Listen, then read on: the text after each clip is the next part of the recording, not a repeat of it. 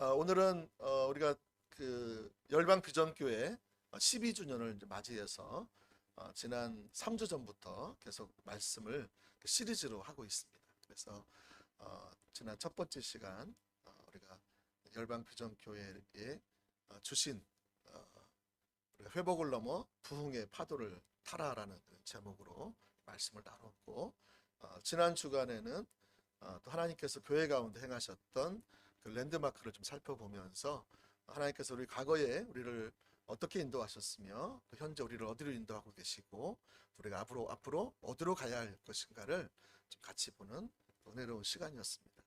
오늘은 이렇게 하나님께서 교회 가운데 또 이 시대 가운데 또 이 지역 가운데 놀라운 일을 행하고 계시는데, 이 일을 담아내기 위해서 아주 중요한 핵심적인 요소에 대해서 같이 살펴보기를 원합니다. 그것이 무엇이냐면 오늘 제목 나와 있는 것처럼 같이 한번 읽어볼까요? 제목 시작. 하나님을 경외할 때 신앙이 회복됩니다. 하나님께서 우리 가운데 부흥을 허락하시기 전에 우리 교회를 회복시켜 주신다고 말씀드렸죠. 그래서 여호수아서 4장 23절 24절 말씀해 보시면 하나님께서 여호수아 세대를 그들을 선택하시고 또 가나안 땅을 주시면서 그 두 가지 아주 중요한 약속을 주셨잖아요. 그래서 하나는 바로 너희들이 하나님을 경외하게 될 거다. 다시 말하면 하나님께서 요단강을 건너게 하시는 그 놀라운 사건을 그 시대 가운데 일으키신 그 이유는 바로 그것을 본 너희들이, 다시 오늘날로 말하면 교회를 말하겠죠. 교회가 하나님을 경외하게 될 거다, 이렇게 말씀하고 있어요. 그리고 두 번째로는 이렇게 너희가 경외함 가운데 너희가 회복이 일어난다는 거죠. 회복된 너희를 통해서 이제 교회의 담장을 넘어가고 우리 가정의 담장을 넘어가고 우리 개개인의 담장을 넘어서서 이웃을 향해서 또 열방을 향해서 우리의 마음이 넓어지고 확장되고 나아간다는 것입니다. 이것이 부흥입니다. 할렐루야. 네. 그래서 이 부흥을 담아내기 위해서는 아주 중요한 것이 뭐냐? 오늘 하나님을 경외함이라는 것을 꼭 기억하시기를 바랍니다. 오늘 함께 읽은 오늘 본문 말씀은 특별히 이 시대와 관련해서 아주 중요한 말씀입니다. 이 구절은 여러분이 잘 아시다시피 하나님의 심판에 대한 구절입니다. 하나님께서 이스라엘 백성들을 바벨론을 들어서 그들을 심판하시겠다고 말씀하시는 그 대목인 것이죠. 그래서 예레미야서는 여러분이 아시는 것처럼 다가오는 심판에 대해서 예레미야가 목도하고 있는 가운데 그 말씀 그대로 이루어져서 마침내 바벨론이 이스라엘을 쳐서 포로로 잡아가고 예루살렘 성전은 폐허가 되는 그런 시기인 것입니다. 그래서 이 예레미야를 여러분 잘 아시다시피 눈물의 선지자다 이렇게 말씀하고 있어요.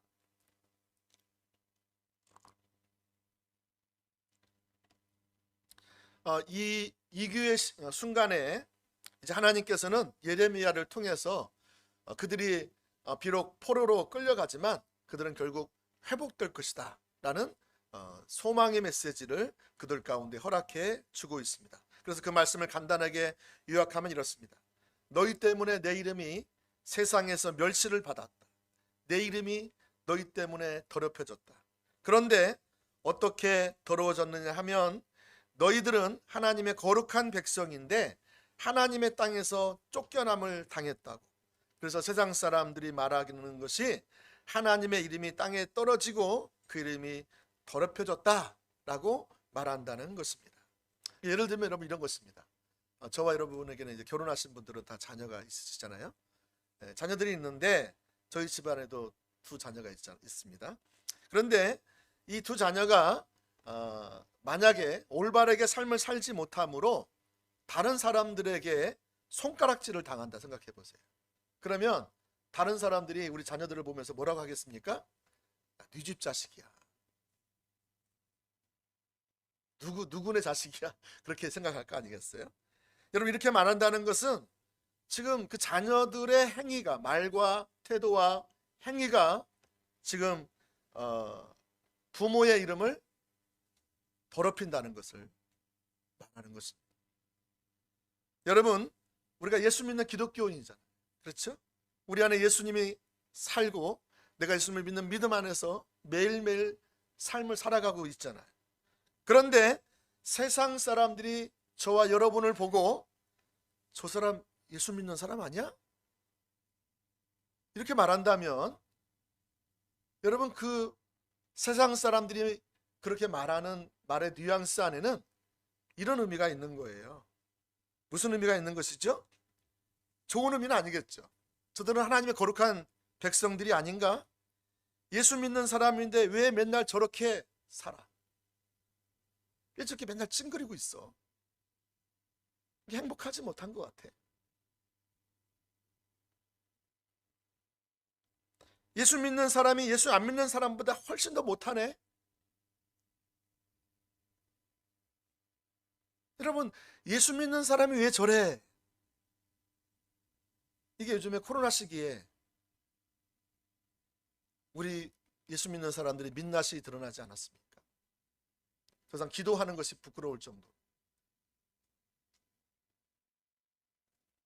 이렇게 하나님의 이름이 더럽혀지고 하나님의 명예가 땅에 떨어진 이 시기에 오늘 함께 읽은 본문 말씀에서 하나님께서 뭘 약속하시느냐? 바로 하나님의 백성을 반드시 회복하시겠다는 말씀입니다. 할렐루야. 하나님의 백성이라 일컬음 받는 이 백성을 회복시키는 이유가 있는데 그것이 우리 때문이 아니라고 말하고 있어요. 우리 열방 비전교회 때문이 아니라고 말하고 있어요. 하나님이 이스라엘 백성들을 반드시 회복시키실 것인데 이것은 그들로 인하여 더럽혀진 하나님의 이름을 위하여 하나님이 일어날 것이다 라고 말씀합니다. 하나님이 용사같이 일어날 것이다.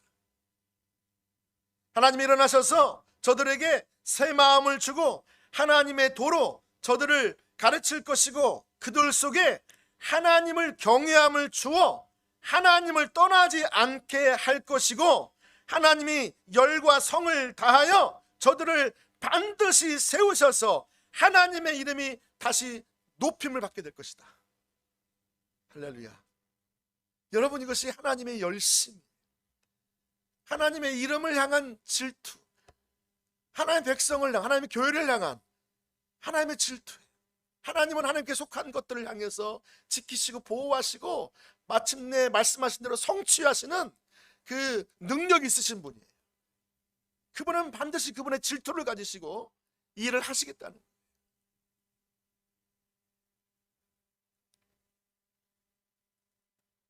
여러분, 이 약속들은 먼저 구약의 이스라엘 백성들의 회복을 말하고 있는 것이고요. 또 두 번째로 더 나아가서 이 약속의 말씀은 예수 그리스도를 통해서 이미 성취되었음을 우리가 볼 수 있습니다.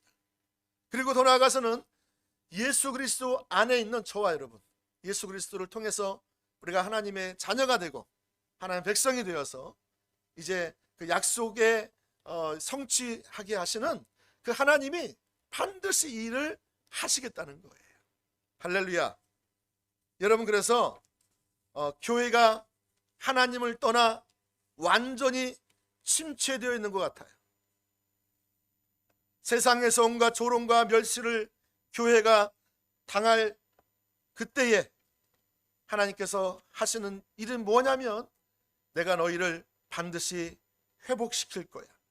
내가 세상에서 조롱받고 멸시받는 내 거룩한 이름을 위하여 내 백성을 내가 회복시키실 거야. 여러분, 이것이 성경에서 말하는 회복과 부흥입니다. 이 놀라운 회복과 부흥의 역사는 우리가 살고 있는 이 역사의 끝인 말세의 치말에 가장 크게 나타날 거예요. 할렐루야. 오늘날 세상에서 하나님의 이름은 완전히 땅에 떨어졌습니다. 하나님이 천지를 창조하신 하나님이라고 말하고 해도 사람들은 비웃습니다. 하나님이 전지전능하신 하나님, 모든 것을 다스리시고 통치하시는 주권자신 하나님이라고 말해도 세상 사람들은 비웃습니다. 웃기지 말라는 것입니다. 하나님이 살아계신데 어떻게 이런 일이 일어나고 있다는 거예요. 어떻게 저 지독한 푸틴 같은 지도자가 저렇게 마음대로 세상에서 이런 가장 비참한 일을 저지르게 내버려 둔다는 이거예요. 그들은 하나님을 인정하지 않습니다.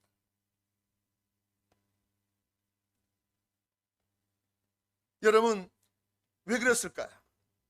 왜 이처럼 하나님의 이름이 땅에 떨어져 있을까요? 그것은 바로 하나님의 백성이라고 칭함받는 우리들 삶 속에 나타나는 하나님의 영광의 임재가 잘 나타나지 않기 때문에 그렇습니다. 세상 사람은 전혀 하나님을 모를 뿐만 아니라 조롱합니다. 특별히 우리의 올바르지 못한 삶으로 인하여 하나님의 이름이 멸시와 조롱을 당하고 있습니다. 천지를 창조하신 죄 없으신 거룩하신 하나님의 이름이, 그 명예가 실추되어서 땅에 떨어져 짓밟히고 있다라는 것입니다. 여러분, 이 구절들을 보시면 하나님께서 이 시대에 교회가 침체되고 개인적인 신앙이 침체되어서 앞이 보이지 않고 캄캄한 그런 상황 가운데 있을 때에 하나님께서 그 이름을 위하여 일어날 것이라고 우리에게 말씀해 주고 있는 것입니다. 그래서 여러분, 이 말씀은 오늘 저와 여러분 모두에게 아주 중요한 의미를 준다고 저는 확신합니다. 하나님의 백성을 회복해 나아가실 때 하나님께서 그들 속에 무엇을 부으실 것이냐 하면 바로 경외함을 부어 주실 것이다 라고 말씀하고 있는 것입니다. 다시 한번 보겠습니다. 여러분 함께 읽은 말씀 보시지만 이렇게 나와 있습니다. 37절 말씀 오늘 함께 읽은, 보라 내가 노여움과 분함과 큰 분노로 그들을 쫓아 보내었던 모든 지방에서 그들을 모아들여 이곳으로 돌아오게 하여 안전히 살게 할 것이라. 자, 그들을 포로 생활에서 돌아와서 그들을 안전하게 살게 할 것이다. 그들은 내 백성이 되겠고 나는 그들의 하나님이 될 것이다. 여러분, 하나님은 언약의 하나님이십니다. 사랑의 언약의 하나님이에요. 하나님이 언약하신 것은 하나님 반드시 이루세요. 할렐루야. 하나님은 은혜의 하나님이세요. 우리가 그렇게 못 살고 하나님을 떠나 있고 우리가 하나님을 찾지 않고 하나님과 함께 동행하지 않음에도 불구하고 하나님 우리를 여전히 놓지 아니하시고 우리를 사랑하시되 우리를 끝까지 사랑하시고 영원히 사랑하시는 그 하나님인 줄 믿으시기를 바랍니다. 지난 컨퍼런스 기간에 제가 셋째 날 넷째 날이군요. 제가 둘째 날까지 학교에 있었고 셋째 날 피곤해서 같이 잘 못하겠다가 넷째 날 예배 딱 앉았는데 갑자기 어떤 이렇게 그림이 보이더라고요. 내가 그림을 맨날 보는 건 아닙니다. 혹시 여러분은 우리 목사님은 맨날 그림 보인다 그러는데 맨날 아닙니다. 한 10년에 한 번씩 한번 볼까 말까 합니다. 그냥 딱 앉았는데 그냥 이게 이 손가락이 보이면서 손가락 안에 이 금반지가 다 끼어있는 게 보입니다. 그래서 제가 이게 뭘까 생각을 했어요. 그래서 이 금반지는 돌아온 탕자가 주 앞에 돌아왔을 때 그 반지를 금가락지를 끼우잖아, 다시 더러운 손에. 그래서 다시 말하면 하나님의 자녀로서 모든 것을 다 회복하시겠다는 거예요. 할렐루야. 우리가 비록 탕자와 같이 삶을 살고 하나님을 멀리하고 내 자원으로 내 생각으로 살아왔다 할지라도 하나님은 우리를 여전히 사랑하셨어. 내가 돌아오기만을 기다렸다가 내가 돌아왔더니 나를 꼭 끌어안아 주시고 더 이상 묻지를 않으시죠. 네가 왜 그렇게 했느냐. 하나님은 묻지를 않으세요. 지난번에 어떤 분이 그러더라고요. 하나님은 네가 왜 그때 그렇게 했냐 라고 한 적이 한 번도 없대요. 제가 그랬어요. 혹시 그 음성을 듣지 못한 건 아니고요? 그랬거든요. 여러분, 하나님은 우리가 잘못한 것을 이미 알고 계셔요. 지금 선택에서 잘못된 선택을 해서 지금 실패하고 좌절하고 낙심할 것을 알고 있어요. 근데 하나님은 그것을 허락하세요. 왜 그런 줄 아세요? 그분은 우리를 사랑하시기 때문에, 우리를 인격으로 존중하시기 때문에. 우리가 정말 사랑하면 존중하게 돼 있거든요. 상대방을 정말 사랑하게 되면 정말 존중하게 돼 있어요. 그래서 주님은 우리가 결정한 것에 대해서, 자유의지를 주신 것에 대해서 그분은 너무 기뻐하세요. 그리고 실패할지라도, 그러나 결국 돌아올 것을 하나님을 알고 계시죠. 할렐루야.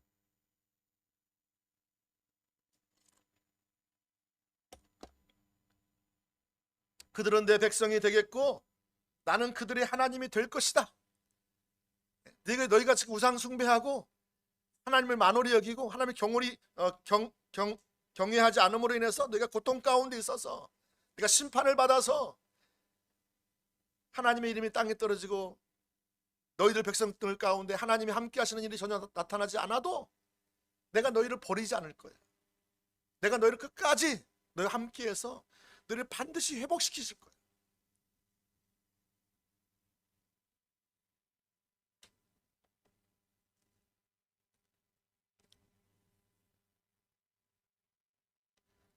여러분, 그래서 하나님은 저와 여러분 가운데 이처럼 언약을 회복시키시고 39절 내가 그들에게 한 마음과 한 길을 주어 자기들과 자기 후손의 복을 이유하여 항상 나를 뭐하게 하시고 경외하게 하시고. 여러분, 이거는 그 시대뿐만이 아니라 그 시대 자자손손 앞으로 다가올 모든 세대를 통해서 그들이 복을 받게 하기 위해서 이 일을 하시겠다는 거예요. 중심의 경외함을 부어주시겠다는 것. 그리고 40절 말씀 내가 그들에게 복을 주기 위하여 그들을 떠나지 아니하리라. 보세요. 하는 이 영원한 언약, 이 사랑의 언약, 우리는 이 언약을 계산을 통해서 서로 이기적인 언약을 합니다. 그래서 서로 조건이 맞고 내 맘에 맞으면 그 언약이 유효해요. 근데 그 언약이 조금 내가 이기적인 마음 가운데 그것과 좀 다르고 내 계산과 다르면 쉽게 파괴해버리는 것입니다. 하나님은 그렇지 않으세요. 우리가 언약을 파괴할지라도 하나님은 그 언약을 다시 고쳐서 새 언약을 만드신 분이에요. 여러분, 우리 오늘 예레미야 31장에도 보면 그 새 언약이 나오고 있거든요. 너희가 비록 언약을 파괴했을지라도 내가 남편으로서 내가 새 언약을 너에게 준다. 그러면서 그 중심의 여호와를 경외하는 마음을 주시겠다. 여러분, 그래서 오늘 하나님을 경외함에 대해서 살펴보는 것은 매우 중요하다고 생각합니다. 왜냐하면 우리가 하나님을 경외하게 될 때에 진정한 회복이 일어나기 때문에. 무슨 회복이 일어나느냐?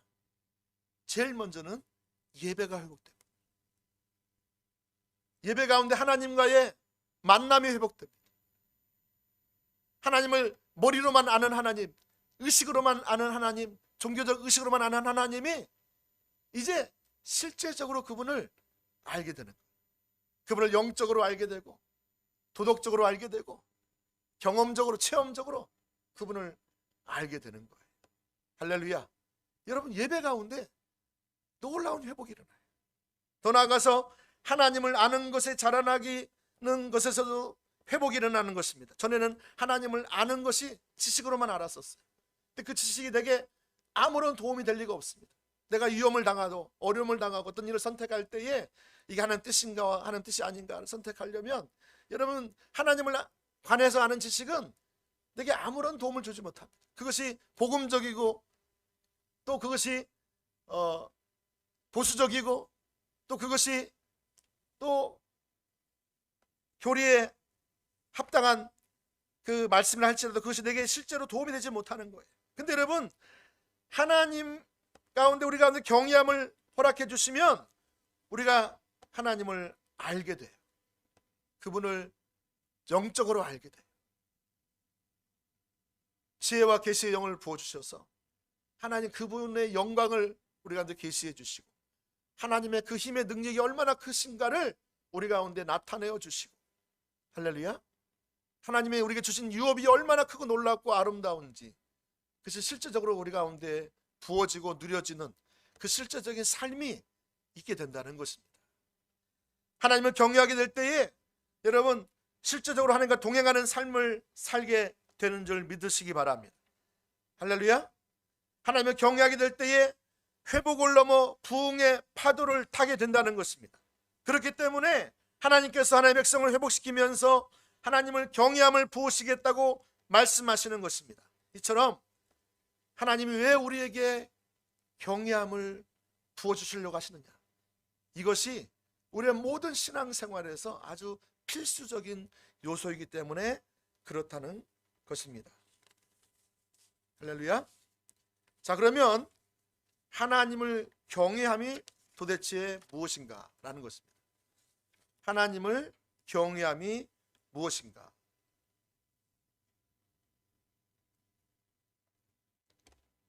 앞에서 말씀드렸지만 하나님을 경외한다는 것은 우리 예배 회복뿐만이 아니라 우리 신앙의 전반의 회복을 위해서 중요하다고 말씀드렸습니다. 자, 경외하면은 오늘 두 가지 측면이 있습니다. 하나는 띄워주시죠.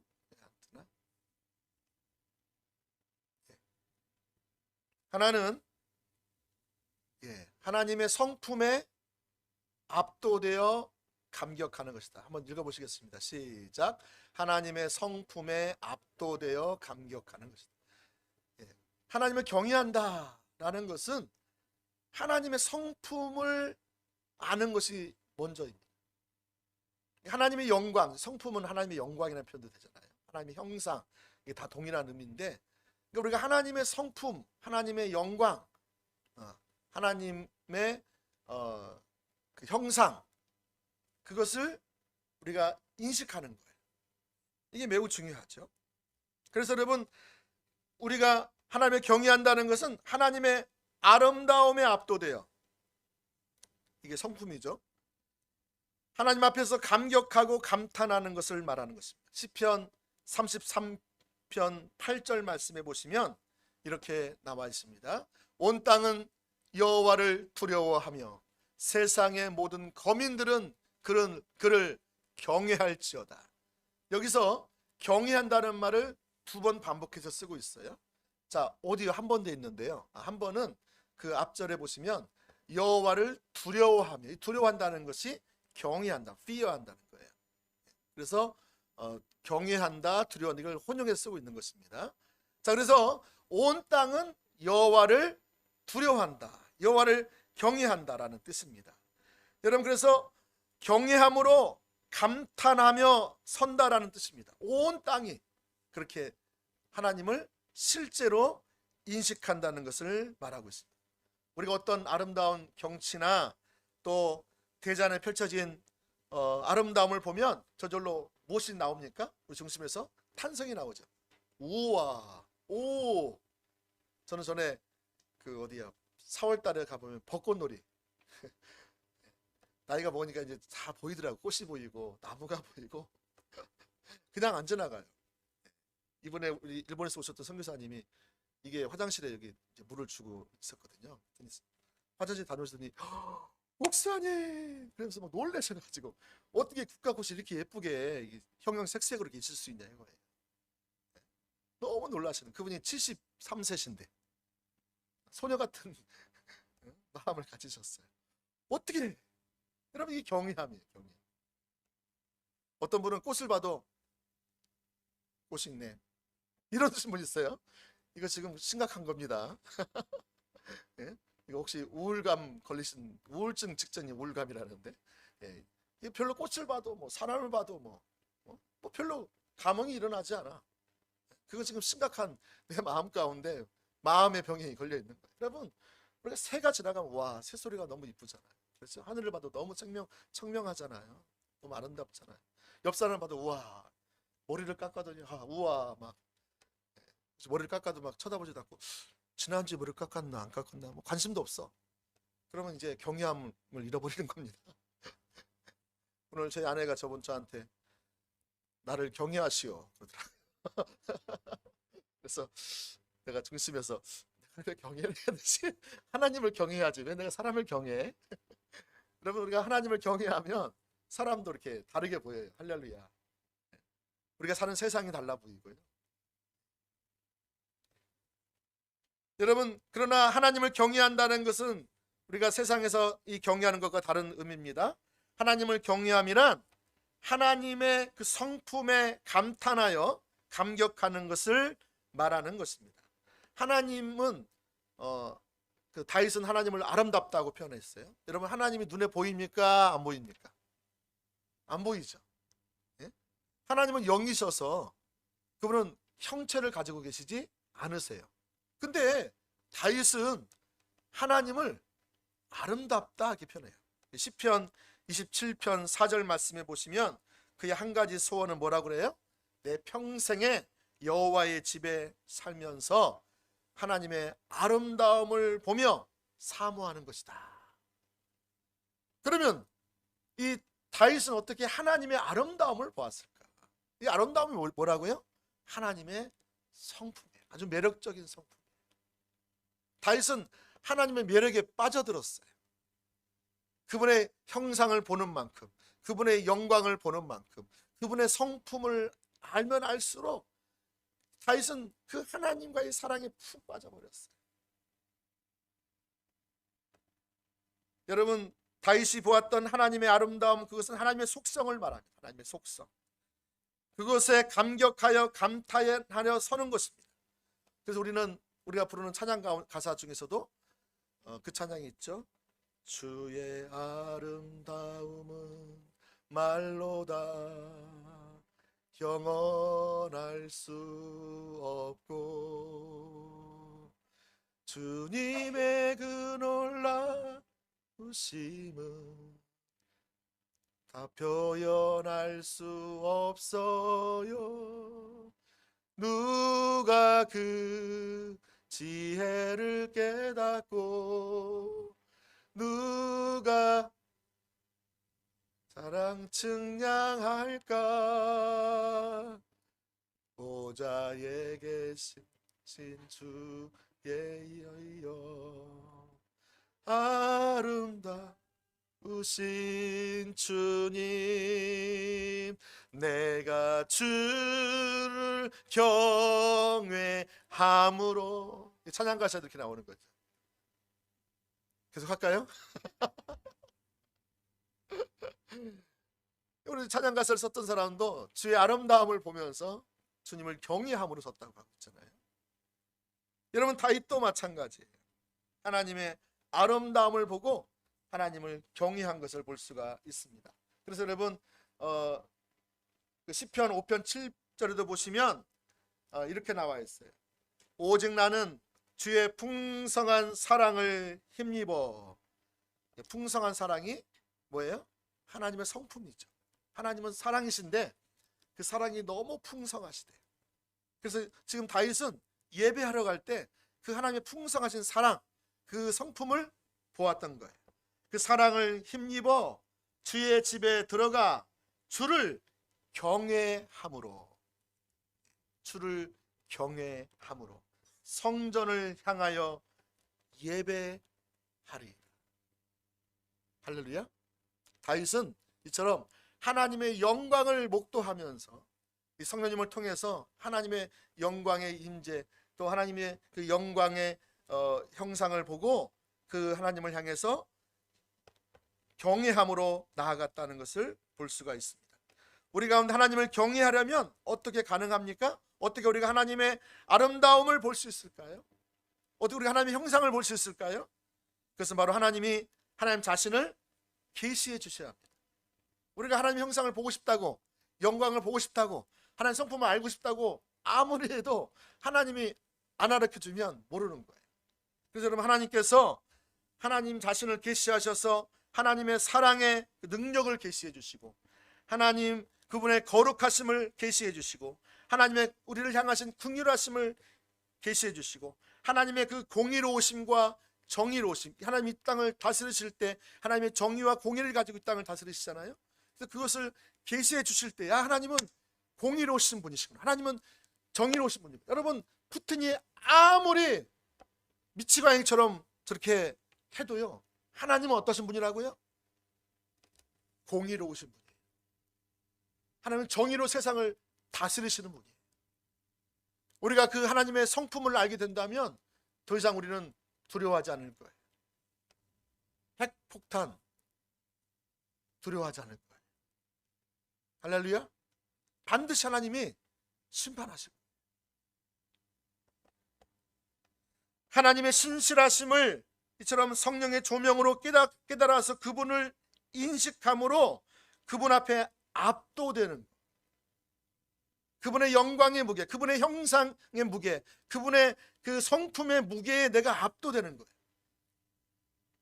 그게 얼마나 영광이 큰지, 아름다운지, 놀라운지, 얼마나 능력 있는지.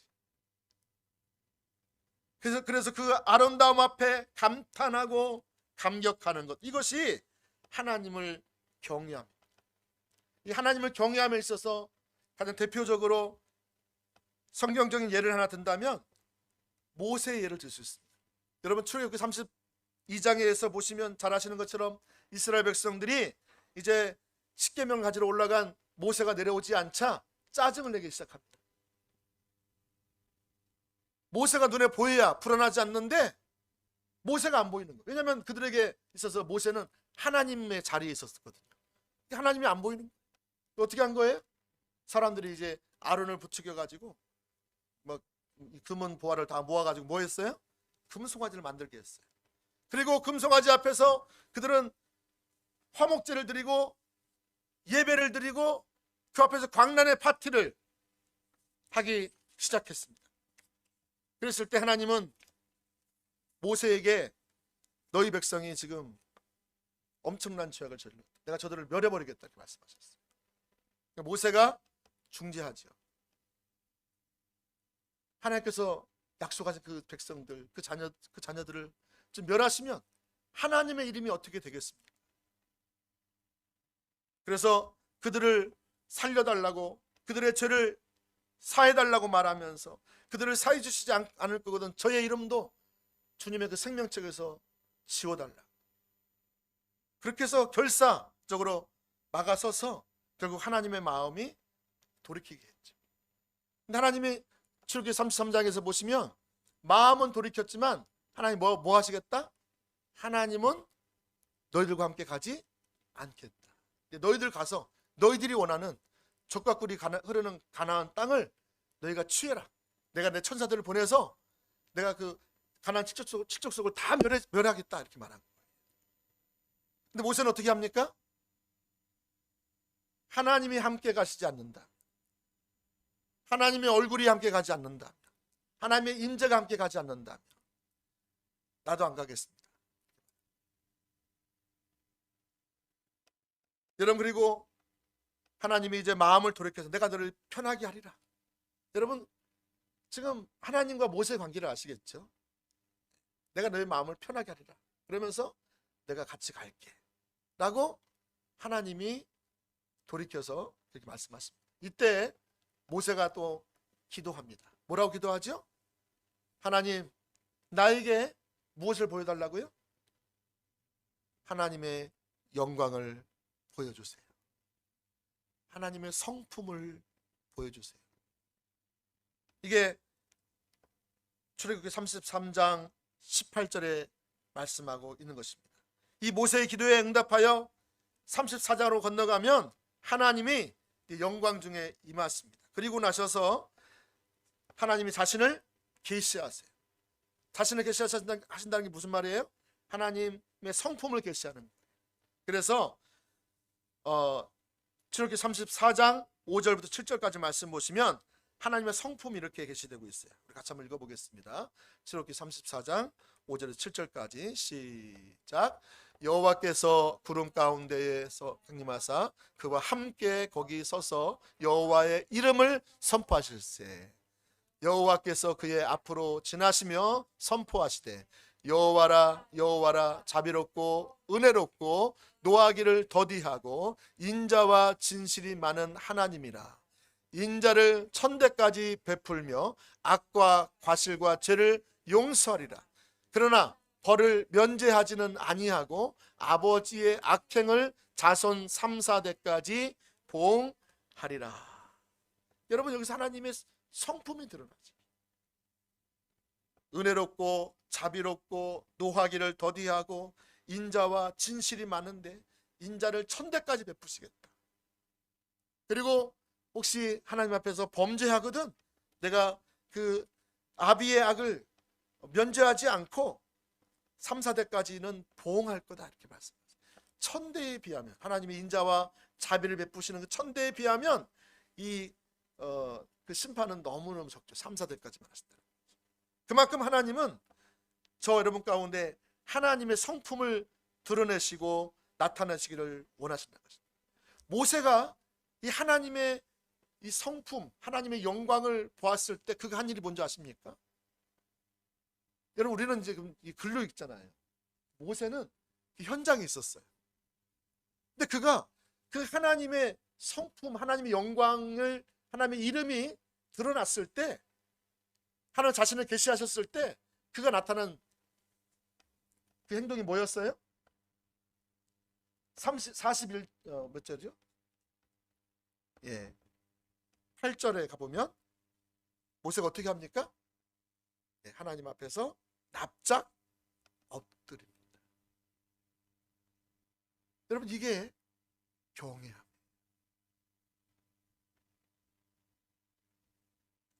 이처럼 하나님은 자신을 찾는 자에게, 자신의 영광을 보기를 원하는 자에게 하나님은 자신을 계시하십니다.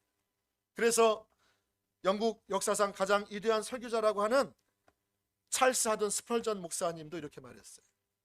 하나님, 그분 자신을 아는 것의 중요성을 말하면서 이렇게 말하고 있어요. 하나님, 강력하게 사모하는 심정으로 그리스도를 사모하지 않는 사람 치고 그리스도를 만나게 될 사람은 없습니다. 만일 여러분이 그런 소원을 가지고 있다면, 주님을 만나고자 원하고 그분의 성품을 더 알기를 원하는 소원을 가지고 있다면 하나님께서 그것을 주실 것입니다. 만일 여러분이 갈망하고 울부짖으면서 주님을 찾는다면 그것이 하나님의 은사입니다. 그로 인해서 하나님을 찬미하십시오. 무슨 말입니까? 하나님을 갈망하며 사모하는 것 자체가 하나님의 은혜가 부어져서 함께 하시는 사인이라는 거예요. 여러분 가운데 하나님 이대로는 안 됩니다. 이런 불만족이 있는 사람, 영적으로 불만족을 가지는 사람, 이런 사람이 지금 하나님이 함께 하시고 있다는 사인이라는 거예요. 어떤 분은 지금 하나님이 자기와 함께 하지 않음에도 불구하고, 하나님의 성품이 전혀 드러나지 않음에도 불구하고 아무런 문제가 없다는 세상 사람들처럼 똑같이 살아가요. 여러분, 어차피 세상 사람들은 하나님을 잘 몰라요. 하나님 영광을 몰라요. 하나님 성품을 잘 몰라요. 근데 예수 믿는다 하는 사람들이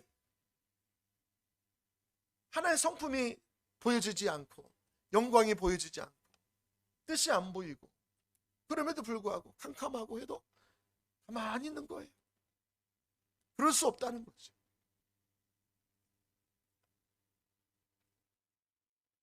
그리고 그 작은 은혜에 감사하면서 지속적으로 하나님을 찾으면 하나님을 경험하게 될 것이라고 말합니다. 여러분, 이것이 하나님을 경외함이에요. 하나님의 경외함이 있는 사람은 하나님의 영광을 향해서, 하나님의 성품을 향해서 갈망함이 있다. 할렐루야. 저는 한 주간 여러분 살아오시면서, 저는 한 달 동안 살아오시면서 여러분 마음 가운데 저는 하나님을 향한 갈망이 있으셨습니다. 불만족이 있으셨습니까? 하나님이 살아계시다면 어떻게 이런 일이 일어날 수 있어요? 재정 문제가 왜 이렇죠? 왜 사람과의 관계가 왜 이렇게 뒤틀려지고 있죠? 하나님이 살아계시다면 이럴 수 없다는 거죠. 여러분, 모세는 하나님이 함께 하신다면 이런 일이 일어날 수 없습니다 라고 불만족을 가졌던 거예요. 그는 과거에도 하나님의 영광을 숱하게 봤어요. 출애굽기 3장부터 쭉 보세요. 33장 전까지 보시면 모세가 얼마나 하나님의 영광을, 성품을 많이 경험합니까? 그럼에도 불구하고 이 모세는, 하나님, 나는 어제까지 알았던 하나님으로 내가 만족할 수 없어요. 나는 오늘 또 새롭게 하나님을 더 알고 싶어요. 하나님 그 인자한 그 인자와 사랑과 그 자비와 그 신실하심과 그 공의로우심과 그 능력과, 내가 그 하나님을 더 알고 싶어요 라고 갈망이 있었다는 거예요. 여러분 마음 가운데 경외함이 있다면 그런 갈망함이 새록새록 나올 거예요. 할렐루야. 자, 작은 두 번째입니다. 경외함의 또 다른 측면 하나는 한번 읽어볼까요? 시작. 하나님이 기뻐하시는 것을 행하기를 사모하고 방해되는 것은 버리는 것이다. 자, 하나님을 경외한다는 것은 우리가 앞에서 말씀드린 것처럼 하나님의 성품을 인식하고 그분 앞에 납작 엎드릴 뿐만 아니라 더 나아가서 하나님이 가장 소중하기 때문에 하나님이 기뻐하시는 것을 행하기를 열정적으로 사모한다는 거예요. 그리고 하나님께 가까이 나아가기 위해서 방해하는 모든 장애물들을 버리는 것입니다.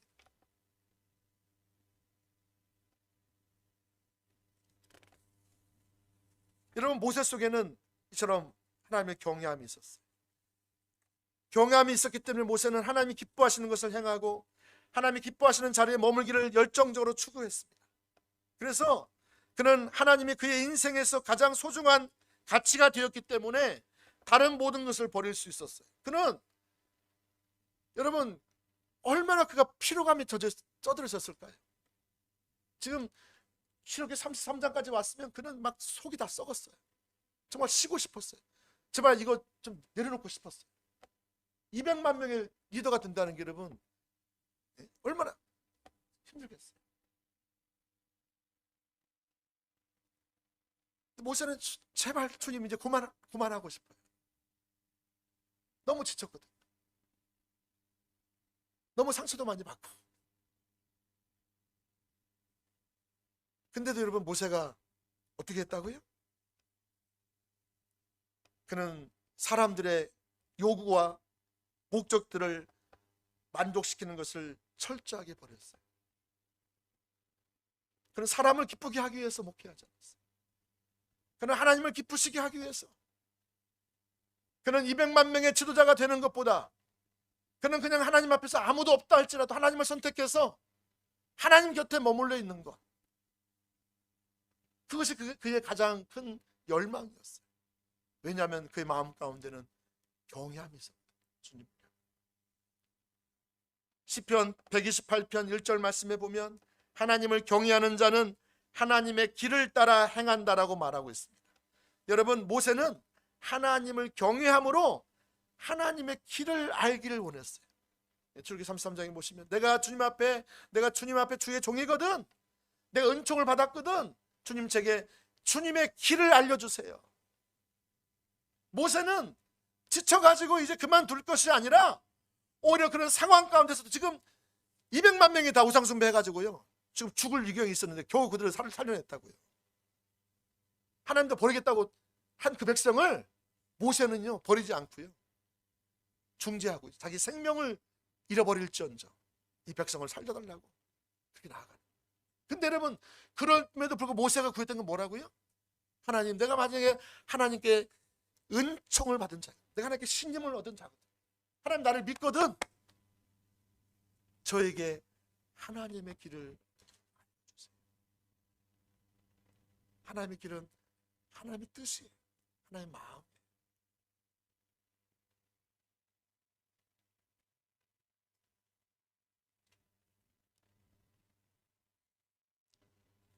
여러분, 이것은 이스라엘 백성들이 구하는 것과는 전혀 다른 차원의 것이었어요. 이스라엘 백성들은 이 세상을 살아갈 때 필요한 것들, 먹고 마시고 입고 장래에 잘 사는 길을 구했다면 모세의 가장 유일한 열망은 주님의 마음을 알고 싶었어요. 주님의 목적을 알고 싶었어요. 구체적으로 하나님이 이 백성을 여기까지 인도해 왔는데 또 어떻게 제가 나가야 될까요? 제 사는 날 동안 어떻게 이 백성을 올바르게 인도할 수 있을까요? 거기에만 관심이 있었던 거예요. 어떻게 하면 그들을 살릴 수 있을까요? 어떻게 하면 그들이 회복되어서 하나님과 같이 동행할 수 있을까요? 그래서 그는 나로 하여금 주님이 추구하는 것을 추구하게 하시고 주님이 기뻐하는 것에 내 삶을 들을 수 있게 해달라고 그는 간절히 기도했던 거예요. 그 결과로 그는 주님을 더욱 알게 되었어요.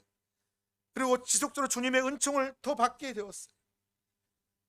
하나님이 기뻐하시는 자리에 함께 있게 되었어요. 여러분, 이것이 모세가 원하는 전부였습니다. 그것이면 좋겠어요. 자기가 원하는 것은 다른 게 아무것도 없었어요. 여러분, 이것이 경외함이에요. 오늘 어떤 사람들은 하나님을 사랑한다고 하면서 하나님, 내 생명 내 주 앞에 드릴게요 라고 말하면서 여전히 목적을 따라가고 비전을 따라가고 어떤 계획을 따라가고, 근데 결국 그러다가 주님을 놓쳐버리는 그런 경우가 있지 않습니까? 주님은 없고 주님의 비전만 있어. 그리고 비전을 가지고 열심히 준비해. 근데 문제는 주님과의 관계성 안에서 주님의 인도하심을 받아서 하나하나 준비해 가야 되는데 주님과의 관계를 잊어버리고 주님의 인도하심을 놓쳐버리고 자기가 그 일을 이루려고 하는 거예요. 비전만 남으니까. 그게 누구 얘기예요? 제 얘기예요. 제가 그랬더라고요, 과거에. 그래서 제가 그걸 안 순간에 비전도 내려놨어요. 주님만 목적되게 해주세요.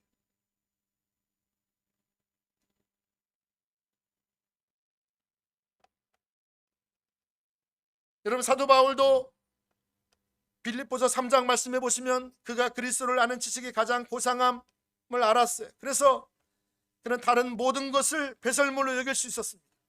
내가 그리스도를 알 수만 있다면, 내가 주님을 인격적으로 알 수만 있다면, 그분의 마음을 알 수만 있다면, 그분의 시대를 향한 아버지의 뜻만 알 수만 있다면 다른 내 모든 것을 다 배설물로 여길 수 있다.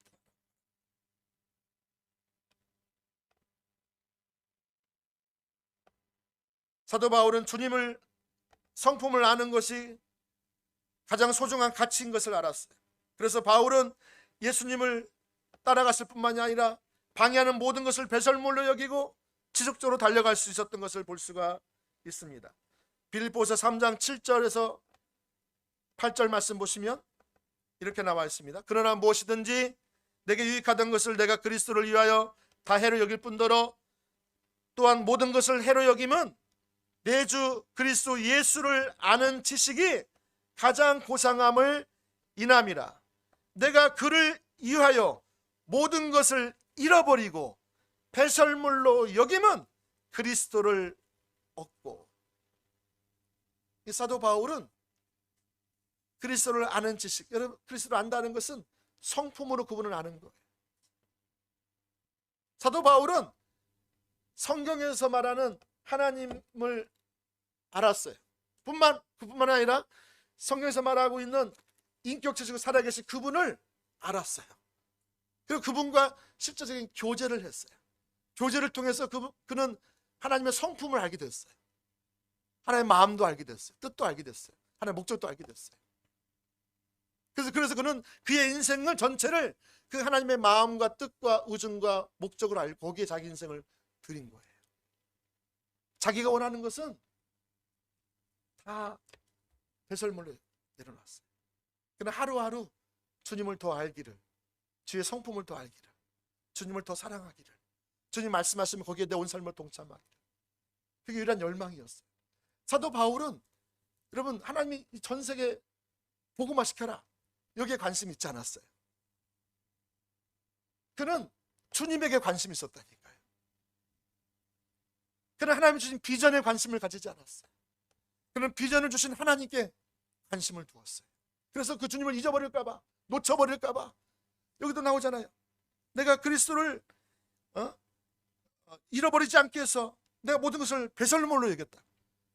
그래서 배설물이 그걸 내가 붙잡는 순간, 초점을 거기에다 맞추는 순간 내가 주님을 잃어버리기 때문에, 그래서 내가 배설물로 여기고 모든 것을 잃어버렸더니 어떻게 됐다고요? 그리스도를 얻게 되었다. 그리스도를 더 알게 되었고, 그리스도 안에 내가 있고, 내가 그리스도 안에 있고, 머물러 있었더니 주님이 그 시대에 목적하시는 바를 이루려고 그리로 인도해 가셨다는 거예요. 사랑하는 여러분, 우리의 청사진을 내려놓을 때 주님의 목적이 보입니다. 왜 주님의 목적이 안 보이냐? 내 청사진, 내 목적, 하나님 주신 비전을 할지라도 그것에만 관심을 두다 보면 우리가 주님이 안 보입니다.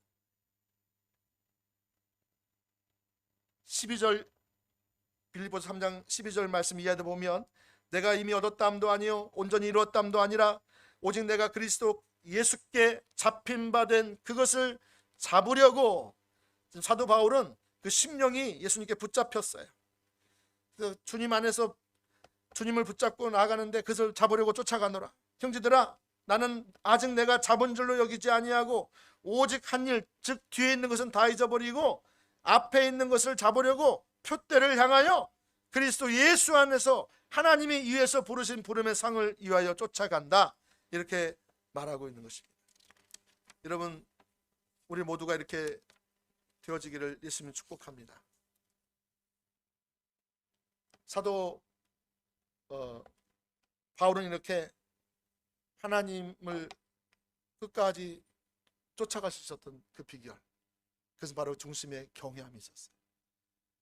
저는 성경에서 보시면 이 경외함에 대해서 아주 잘 가르쳐주는 그 책이 하나 있어요. 그 책이 뭐냐면 사무엘 상하예요. 여러분 잘 아시다시피 거기에 보시면 하나님을 중심에서부터 경외했던 두 사람이 나오고요, 하나님을 중심에서부터 경외하지 않고 멸시했던 두 사람이 등장합니다. 누구죠? 하나님을 중심에서 경외했던 사람 두 사람 누구죠? 다윗과 사무엘입니다. 그리고 하나님을 멸시했던, 경외하지 않고 멸시했던 두 사람이 나타나요. 누구죠? 사울 왕과 엘리 제사장. 근데 여러분, 이 둘 사이에 놀라운 공통점이 있는 거 아세요? 이 똑같다는 게 아니고 두 사람, 이 사울과 이 다윗의 공통점이 뭔지 아십니까? 그들 가운데 하나님을 경외함이 있었는데요. 성경은 사무엘상 2장 30절에 나를 존중히 여기는 자를 내가 존중히 여긴다. 그래서 존중히 여긴다는 것은 하나님을 경외함, 하나님을 사랑하는 거예요. 처음에는 두려워했어요, 하나님. 근데 이제 존중하게 돼요. 나중에는 그분만을 사랑하게 돼요. 여기 두 사람이 있어요. 여러분, 이 두 사람이 공통적인 특징 하나는 뭐냐면 그들은 온전한 예배자였다는 거예요. 중심의 여호와를 경외하면 그 경외함이 어디에서 나타났냐면 예배를 통해 나타납니다. 다윗은 하나님께서 이 마지막 시대에 다윗의 장막이 다시 회복되기를 원하신다고 사도행전 15장에서 말씀하고 있잖아요. 3000년 전에 드려졌던 그 예배가 다시 회복되거나, 그만큼 다윗은 하나님을 기쁘시게 하는 예배자였어요. 왜냐하면 중심의 경외함을 가지고 예배를. 사무엘도요 하나님 앞에서 온전한 예배자인 걸 아세요? 이스라엘 시대 때는 수많은 짐승을 잡아서 예배를 드려도 하나님 그 예배를 안 받으셨어요. 근데 사무엘은 그 양 한 마리를 가지고 번제를 드렸는데 하나님이 그 예배를 받으셨어요, 안 받으셨어요? 기쁘게 받으셨어요. 그래서 여러분, 그는 그의 입에서 나오는 말 한마디가, 하나님 주신 말씀이 자기 입에서 떨어지지 않았어요. 무슨 말이에요? 하나님 주신 약속이 그의 삶을 통해서 떨어지지 않았어요. 땅에 쏟아지지 않았다는 거예요. 어떻게 가능하냐 그게? 저는요, 그가 하나님을 중심에서부터 경외함으로 온전한 예배로 예배가 회복되어서 나아갔을 때 다른 모든 삶이 회복되고요. 할렐루야. 근데 여러분, 엘리 제사장, 그가 온전한 예배자였습니까? 예, 처음에는 예배자였습니다. 나중에 그의 자녀 두 아들 예배 때 하지 말아야 할 것들을 했죠. 심각한 범죄를 저질렀죠. 그리고 여러분, 나중에 사울왕은 어떻습니까? 사울왕은 예배를 어떻게 했다는 게 잘 표현이 되어 있지 않지만 나중에 사울의 딸 미갈이 다윗왕과 결혼하잖아요. 근데 다윗왕이 하나님 앞에서 막 춤을 추잖아요. 추다가 바지가 막 벗겨졌어. 에봇이 벗겨졌다 그러잖아요. 그러니까 어떻게 경거망동하게 막 그렇게 하냐고. 그러니까 미갈은 하나님께 드려지는 예배에 대한 인식이 없는 거예요. 그것을 보면 그 부모를 보면 알 수 있죠.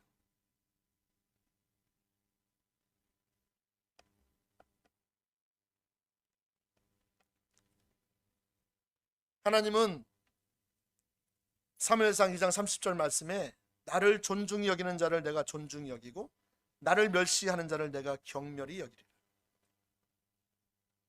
오늘 저와 여러분들이 다윗과 사무엘과 같은 하나님을 경외하는 자 될 수 있기를 축복합니다. 여러분, 하나님을 경외하는 자들에게 주는 놀라운 열매들이 있습니다. 이거 하고 마치겠습니다. 마지막 세 번째,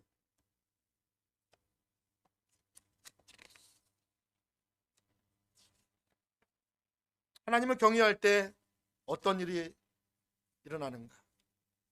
수년 전에 KBS 공영방송국에서 이런 내용이 방송되었습니다.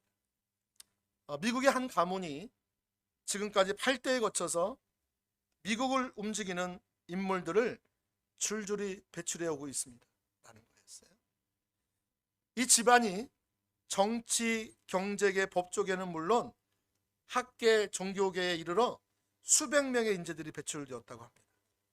이렇게 미국을 움직이는 사람들을 한 가문에서 두루 배출할 수 있었던 비결이 무엇이었을까요? 그것은 바로 한 사람 때문이었다. 그가 누구냐? 그는 초기 미국 교회사에서 가장 우뚝 솟은 인물이었습니다. 식민지 시절 순수한 복음을 강조해서 영적 대각성 운동을 일으키면서 절제와 여성 해방과 도덕과 박애란 당시의 유럽과는 구별되는 미국 사회의 특유한 가치를 만드는 데 일조한 사람이었어요. 그는 또한 18세기 미국 교회가 낳은 가장 위대한 인물이었습니다. 그는 신학자요, 목회자요, 설교자요, 부흥사요, 철학자요, 과학자였습니다. 그는 세상에 살았을 때 미국의 제1차 대각성 운동의 주역으로 쓰임받았습니다. 그런데 그는 사후에 더 큰 영예와 영광과 영향력을 끼쳤습니다. 그는 미국의 일반인들에게는 목사로보다는 그의 부인 사라와 더불어 위대한 가문을 연 인물로 더 알려져 있습니다. 이 부부는 11명의 자녀들을 두게 되었는데 바로 그 11명 그들을 통해서 미국을 움직이는 위대한 인물들이 나왔다는 거예요. 지금까지 8대를 내려오면서 이렇게 됐습니다. 부통령 1명, 주지사 3명, 대학 총장이 13명, 미국이 600만 명 이상의 대도시가 있는데 대도시 시장이 3명이 나왔고 장차관급 공무원이 82명, 변호사가 149명, 판검사가 48명, 목사가 116명, 의사가 68명, 교수가 65명, 세계적인 사업가가 75명, 뛰어난 발명가가 25명이 탄생했습니다. 별로 기뻐하지 않으신 것 같은데요. 아니면 우와 가지고 놀래가지고 지금 가만히 계시는 건지. 여러분, 어떻게 이 가문이 이렇게, 무엇이 이 가문을 이렇게 만들었을까요? 두 가지를 듭니다. 첫 번째는 무엇보다도 먼저 그것은 부부의 신앙이었다. 마음의 가장 깊은 중심에서부터 솟구쳐 나오는 하나님을 향한 간절한 열망, 그분의 영광을 보고 그 앞에 털썩 엎드려 한없는 그분의 사랑과 그분의 영광과 그분의 은혜의 홍수 속에 잠기는 그것이 유일한 소원이었다는 거예요. 두 번째 이유는 그들은 자녀들에 대한 교육을 들었습니다. 성경 교육을 주로 했었겠죠. 그는 당시에 여성들이 읽고 쓰는 것이 흔치 않았던 시대에 7명의 딸들에게도 똑같은, 아들과 똑같은 교육을 시킨 것으로 유명했습니다. 그가 누구일까요? 조나단 에드워즈. 반면에 또 한 가문은 놀라운 일이 일어났습니다. 이 가문은 7대에 거쳐서 2240명 중에 겨우 20명만 정상적인 생활을 하고 나머지는 범죄자와 알코올 중독자 등 저주받는 유산을 남겼습니다. 어릴 때 죽은 사람이 300명, 직업적인 거지가 되어 수용소 신세를 진 사람이 310명, 불구자가 440명, 범죄자가 130명, 도둑이 60명, 살인자가 7명, 그저 그렇고 그런 사람이 45명. 이게 무슨 말인지 모르겠지만 범죄자와 마약 중독자로 가득 찼습니다. 그 사람은 바로 조나단 에드워즈와 같은 동네에서 살았던 친구였다는 거예요. 그 이름이 누구냐? 주크라는 청년. 주크. 이 주크의 가문은 범죄사로 점철되었다라는 것입니다. 사랑하는 여러분, 조나단 에드워즈가 생전에 뿐 아니라 그 후대까지 국가적 영향력, 하나님 나라의 영향력을 세상에 미칠 수 있었던 그 비결이 무엇이었을까요? 그는 살아생전에 이처럼 어마어마한 결과가 자기가 죽고 난 다음에 일어날 것을 전혀 생각도 못했던 거예요. 그는 이 세상에 살 때 그가 매일매일 한 것이 있었다면 그것은 바로 하나님을 중심에서부터 경외하는 것이었습니다. 이처럼 하나님의 영광에 그 사랑과 그 은혜에 압도되어 감격하여 감탄하여 그 하나님이 가장 고귀하고 소중하기에 하나님이 기뻐하시는 것을 열정적으로 사모하고 하나님을 가까이 하기를 위해서 장애물이 되는 모든 것을 뒤로하고 버리고 나아갔던 그 삶이 있었기 때문에 그렇다는 것입니다. 이제 마지막 그가 쓴 책에 쓴 내용을 하나 읽고 말씀을 맺겠습니다. 그는 이렇게 말합니다. 때로는 한 단어만 언급해도 내 마음이 뜨거워진다. 또는 그리스도의 이름이나 하나님의 속성을 나타내는 이름만 들어도 하나님께서 내게 영광스럽게 나타나셨다. 삼위일체에 대해서 말하자면 하나님께서 성부, 성자, 성령 삼위로 존재하신다는 것이 나로 하여금 하나님을 더 높이 생각하게 만들었다. 내가 처음 한 것 중에서 가장 큰 기쁨과 즐거움은 나 자신의 성공과 유익에 대한 소망에서 나오는 것이 아니라 복음의 영광스러운 것들을 직접 보는 데서 우러나온 것이다. 이러한 달콤함을 누릴 때 그것은 마치 나 자신의 성공에 대한 생각보다 훨씬 더 높은 위치로 나를 끌어올리는 것 같았다.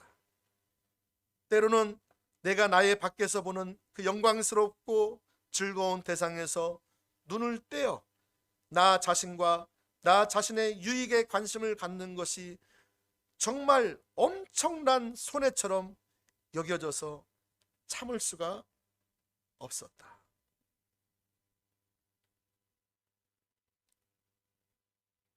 오늘 베드로는 베드로전서 1장 8절에 이렇게 말하고 있습니다. 예수를 너희가 보지 못하였으나 사랑하는도다. 이제도 보지 못하나 믿고 말할 수 없는 영광스러운 즐거움으로 기뻐하니. 저와 여러분들이 중심에 경외함을 가지고 아버지 앞에 섰을 때 우리의 삶이, 우리의 신앙이 중심에서부터 회복될 줄로 믿습니다. 아멘.